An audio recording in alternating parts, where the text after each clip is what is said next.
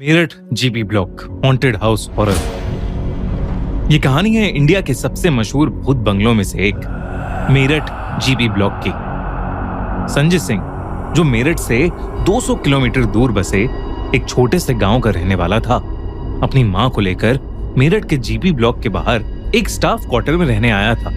उसका GB block के चौकीदार की तरह पहला दिन ही था जब उसके साथ ये घटना घटी। संजय नौकरी मिलने के बाद बहुत खुश था, पर उसे ये नहीं मालूम था कि जिस जगह की वो चौकीदारी करने वाला था वो इंडिया की सबसे भूतिया जगहों में से एक कही जाती है। संजय की नई नौकरी लगने के कारण उसकी माँ उस रात उसकी मनपसंद खाने की चीजें बना रही थी। संजय जीबी ब्लॉक के एरिया के बाहर से टॉर्च मारता हुआ राउंड लेकर वापस अपने क्वार्टर में खाना खाने घर आ रहा था।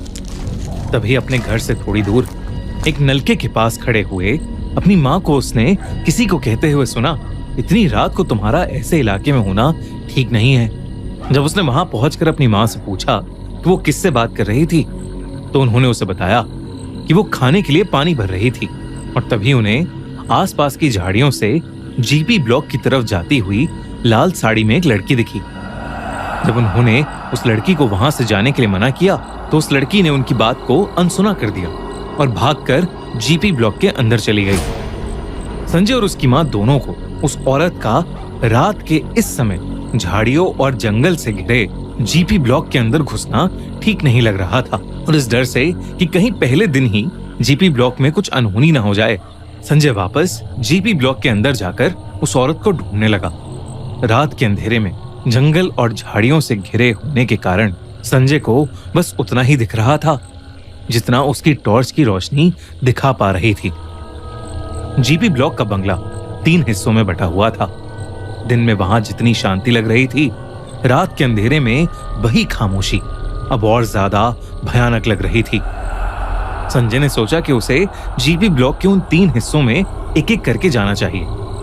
अपने हाथ में लाठी लिए और टॉर्च के सहारे संजय जब पहले हिस्से में घुसा तो उसके पूरे शरीर में उसको एक रूह चीर देने वाली ठंड महसूस हुई।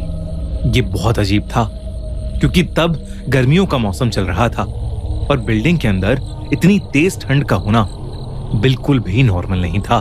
फिर भी संजय ने हर जगह टॉर्च मार कर देखा पर उसे कोई लड़की दिखाई नहीं दी, पर उसे वहां ढेर सारे बालों के गुच्छे मिले। उसे समझ नहीं आ रहा था कि वो बालों के गुच्छे वहां कहां से आए। तभी उस बिल्डिंग के अंदर एक कोने से 2 लाल आंखें उसे घूरती दिखी, लेकिन जब वो उसके पास गया तो वो अंधेरे में कहीं गायब हो गईं। संजय ने पूरी बिल्डिंग छान मारी लेकिन उसे कुछ भी नहीं मिला, पर उसे हर वक्त वहां पर किसी की मौजूदगी महसूस हो रही थी। संजय उस लड़की को ढूंढता हुआ अब जीपी ब्लॉक के अगले हिस्से में घुस गया। दूसरी बिल्डिंग के पास जाते जाते उसे ऐसी बदबू आने लगी जैसे कोई जानवर वहां कई सालों से मरा पड़ा हो। फिर भी वो उस लड़की के बारे में सोचते हुए घर के उस हिस्से में घुसा, पर वहां उसे कोई भी नहीं दिखा। लेकिन जब वो उस घर से बाहर निकलते हुए इधर उधर टॉर्च मारते हुए रास्ता ढूंढ रहा था तो उसे उस हिस्से की टूटी हुई दीवार के छेद से हमारे 4 लोग दिखे। उन्होंने ब्रिटिश ऑफिसर्स की यूनिफॉर्म पहनी हुई थी और वो शराब पीते हुए गप्पे मार रहे थे। उन्हें देखते ही उसने चिल्लाकर उन्हें वहां से जाने को कहा, पर उन चारों ने उसकी बात को जैसे बिल्कुल अनसुना सा कर दिया। संजय को मालूम था कि अक्सर ऐसे शराबी ही पुरानी जगहों पर आकर हल्ला करते हैं, तो वो दूसरे हिस्से से भागकर तीसरे हिस्से के उसी फ्लोर पर चला गया जहां पर वो लोग बैठे थे। लेकिन वो जैसे ही वहां पहुंचा, वहां पर उन चारों में से कोई नहीं था। तभी उस तीसरे हिस्से के ऊपर वाले फ्लोर से उन चारों लोगों की जोर जोर से हंसने की आवाज आई। संजय भागकर उस बिल्डिंग के सबसे ऊपर वाले फ्लोर पर गया जहां उसे वहीं 4 लड़के हंसते हुए मिले। उन चारों लड़कों को वहां देखकर संजय फिर से उन पर चिल्लाया, पर वो चारों शराब पीते पीते और जोर से हंसने लगे। जब संजय के कई बार कहने पर भी वो लोग वहां से नहीं गए तो संजय ने उनमें से एक को अपनी लाठी से मारा, पर वो लाठी उस लड़के के आर पार चली गई। तो चारों लड़के संजय की तरफ मुड़े और संजय ने देखा कि उन चारों के चेहरे बुरी तरह से गले हुए हैं और उन चारों की आंखें थी ही नहीं। घबराया हुआ संजय वहां से भागा और वो लड़के बहुत ही डरावने तरीके से हंसने लगे। संजय वहां से भागता हुआ दूसरी तरफ से निकला जब उसने जीपी ब्लॉक के पहले हिस्से के पास से एक लड़की को छत के ऊपर चढ़ते हुए देखा, जो वहां रुककर अपने बालों को कंघी करने लगी और संजय को बहुत ही भयानक तरीके से देखने लगी। उसकी आंखों में वही लाल चमक थी जो कुछ समय पहले संजय ने अंधेरे में देखी थी।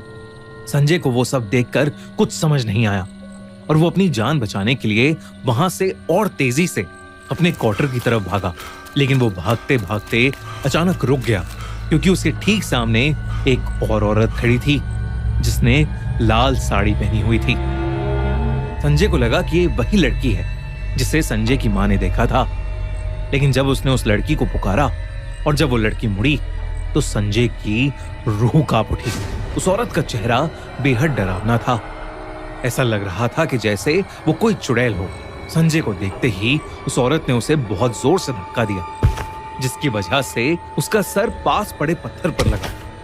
संजय को ऐसा लगा कि जैसे उस औरत का हाथ नहीं बल्कि कोई जलता हुआ लोहा था। संजय दर्द में बहुत जोर से चिल्लाया और उसी दर्द में कर्राते हुए संजय ने देखा कि वो लाल साड़ी वाली औरत हवा में उड़ती हुई जीपी ब्लॉक के अंदर जाते जाते कहीं गायब हो गई। उसकी मां संजय की चीख सुनकर उसके पास आई तो संजय बहुत बुरी तरह से डर से कांपता हुआ जीपी ब्लॉक की तरफ देख रहा था। तभी संजय ने अपने कान में एक औरत की आवाज सुनी जो जीपी ब्लॉक के अंदर से सिर्फ संजय को सुनाई दे रही थी और जो उसे कह रही थी, मैं हमेशा यहीं रहूंगी और अगर तू और तेरी मां यहां फिर से आए तो मैं तुम दोनों को जान से मार दूंगी। संजय की मां भी घबराई हुई उसे स्टाफ क्वार्टर के अंदर ले गई। तब उसकी मां ने देखा कि संजय की छाती पर किसी इंसान के हाथ के निशान थे। उस दिन के बाद संजय ने वो नौकरी हमेशा के लिए छोड़ दी।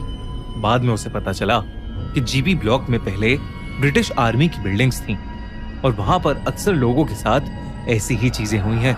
कई लोगों को वहां ब्रिटिश आर्मी के टाइम के ऑफिसर्स दिखे हैं और कई लोगों को वो लाल साड़ी वाली औरत।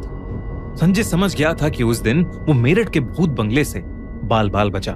मेरठ जीपी ब्लॉक के बारे में कई अफवाहें, कई लोग उसे इंडिया का सबसे हॉन्टेड भूत बंगला कहते हैं तो कई कहते हैं कि ये सब एक झूठ है।